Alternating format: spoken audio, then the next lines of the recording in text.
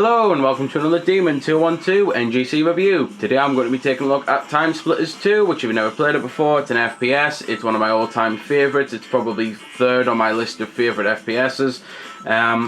I know there'll be people out there who slate me for saying this, but I absolutely hated Timesplitters 3. I thought once a year bought the company that it done a really bad job. I didn't like the story as much, the single player or co-op as much. I didn't like the multiplayer as much. I didn't even like the map maker as much either.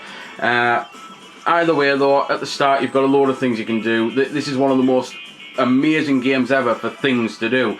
You've got story mode, which when you go into it, there's 10 missions which you can play cooperatively with one other person. Even though it's a 4-player game, you never seem to get 4-player co-op, which is a bit of a shame. And some of the mission designs are amazing. I especially love the Wild West mission, so I'll be putting that one on. You've got the arcade, which the arcade is the versus and not versus. Because when you go into the arcade, you can go into the leagues, which the leagues are a load of different things, like beginner series, which quite simply you get some death matches and eliminations there. It's a blast. You've got to play leech mode, thief mode, deathmatch mode. You've got to go into advance through those to unlock the different leagues, and they're all like challenges. You've then got the arcade custom, which is just quite simply you choose the difficulty of bot, unless you're versing other people, and then you might not want bots, and then you choose the different modes like shrink, thief, flame, virus, capture the flag capture the bag, to be fair on that. You choose a map, you put your bots on, as I say, you choose your teams and things, and it's just your whole versus. Map maker, I'll try my best to show a little bit off. I'm a bit rusty though, as I've not made one in about 5 years, if not longer. Options wise, you can do a hell of a lot of things. You can pretty much change all of your controls, thankfully. You've got full customization. You can view your player options for what missions you've beat and that. You can view your audio options, your credits, your cutscenes. You can unlock some cheats to put on.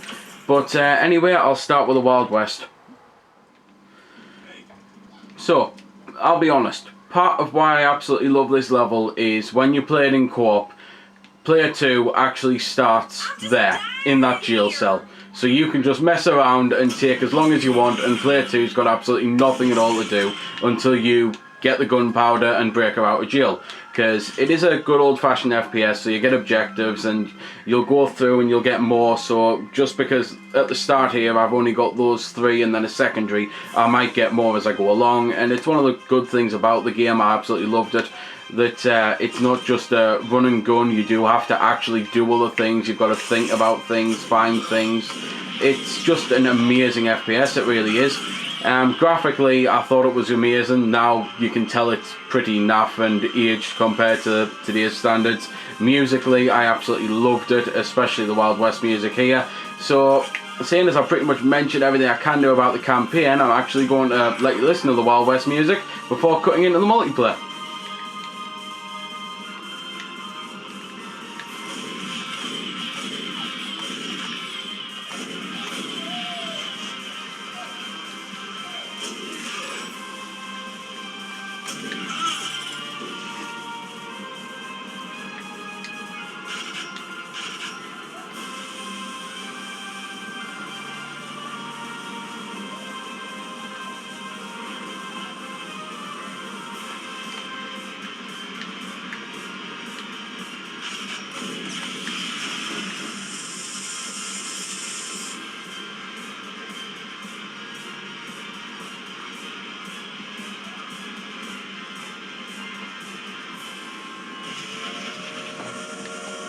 And to be fair, I know I said I'd cut into the multiplayer, but I had to show off the unrealistic physics in the game, because naturally the gunpowder would have lit at both ends where it met, but it doesn't.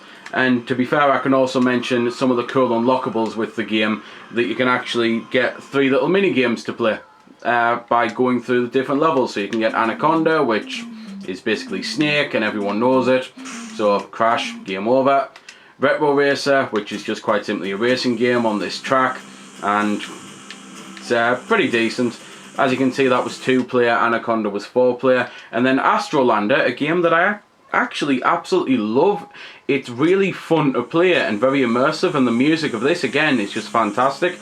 And even though it's just a basic game where you don't crash like so many other games of well, oldness, because you never really see them anymore. I suppose the most recent ones, like Gravity Crash, I think it was called on the PSN, but I actually really liked it. Anyway, multiplayer. You do have a load of things you can do. I've already mentioned some of the different modes, but I haven't really mentioned what they are, so I suppose I should do that now. Deathmatch is obviously deathmatch, team deathmatch is team deathmatch, capture the bag is capture the bag. Leech, you'll basically have your energy draining.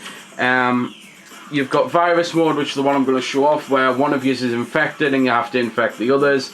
Elimination is pretty self-explanatory. Shrink is contender size based on how good you are. Vampire, you kill others to expand your lifespan. Flame tags, very similar to virus, only I don't think is good. Thief, you have to kill someone and they leave behind a token, so you have to collect the token. So you could kill 100 people and never get a point if you don't collect a token.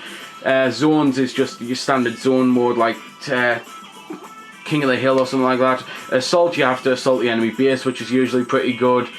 But anyway, as I say, I'm going to be showing off virus. I'll just put on a random map, of which you get quite a few, and there's some more you can unlock. And there's a lot of different characters you can get as well. The game's character-wise, I think there must be about 90 characters on it you can unlock overall. It's just absolutely huge, and they've each got different abilities, different accuracy, agility and stamina, so you just have to pick someone that you like best. You might want to be faster, you might want to be more accurate. For now, I'm just going to pick Gretel MK2, because personally, she's always been my favourite.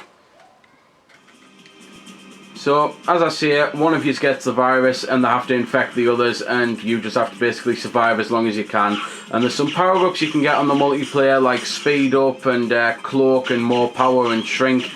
And some of them help you, some of them don't. For example, shrink means you can actually hide a bit, only the fact that the radar obviously shows you where you are. And pretty much the multiplayer is just standard FPS multiplayer, really, only amazing. It's something that I didn't spend as much time as I did on Perfect Dark, where I must have probably spent close to 1,000 hours. But I'll be honest, this is probably second on the multiplayer list of my all-time multiplayer games. I think I've spent more time on this than many other games. Like, hell, even things like Smash Bros, which I must have spent 500 hours on.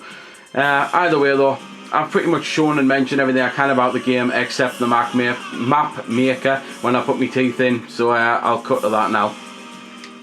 So, in the map maker, it's a pretty boring affair to watch really, but I did say I'd show it off because it is quite an important part of the game. I must have made a couple hundred maps for this.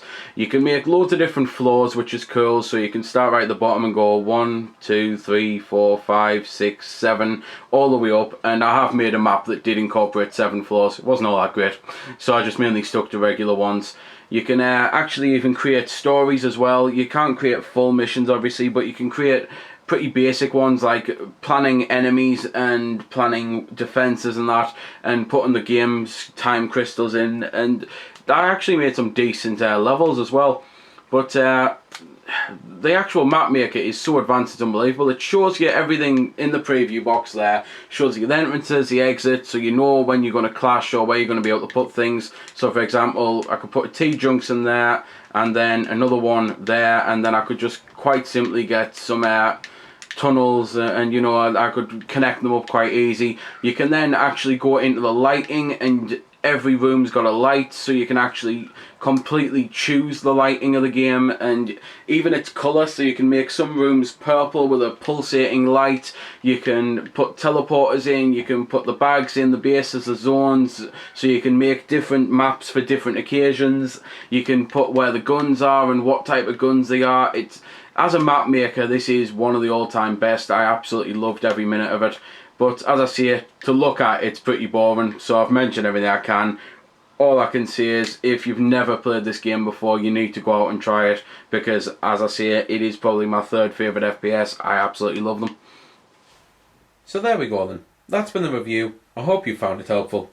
I don't score the games because that's based purely on opinion. So instead, I'll leave you to make your own mind up.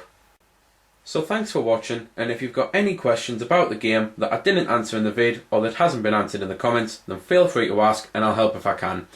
Also, if you did find it helpful, don't forget to check out my channel because there's plenty more like this up there, and don't forget to subscribe because there'll be plenty more to come as well. So until next time, this has been Demon212, signing off.